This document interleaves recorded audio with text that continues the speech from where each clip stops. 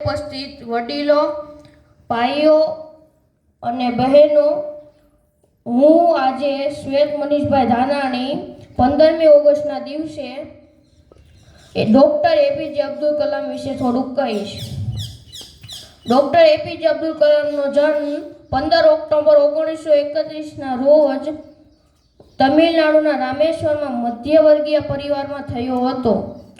Doctor APJ Abdul કલામનું પૂરું નામ અબુલ પાકીર જૈનુલ આબદીન હતું. તેમના પિતાનું નામ જૈનુલ આબદીન હતું. તેમના માતાનું નામ આશી અમ્મા હતું. તે ભારતના 11મા રાષ્ટ્રપતિ હતા. અબ્દુલ કલામને મિસાઇલમેન તરીકે પણ જાણીતા છે. 1961માં ભારત અવકાશ સંસ્થા ઇસરોના મહત્વપૂર્ણ ભાગ બન્યા. મિસાઇલોના હેરાનગતિના કારણે તેમને મિસાઇલમેન ઓફ ઇન્ડિયા કહેવામાં આવે છે. કલામજી હંમેશા સાદું જીવન જીવવાનું પસંદ કરતા હતા. કલામજીના જન્મદિવસને વિશ્વ વિદ્યાર્થી દિવસ તરીકે ઉજવવામાં આવે છે. 27 જુલાઈ 2015ના રોજ શિલોંગમાં ભાષણ આપતી વખતે અચાનક હાર્ટ એટેકથી તેમનું અવસાન થયું. જય હિન્દ, જય ભારત.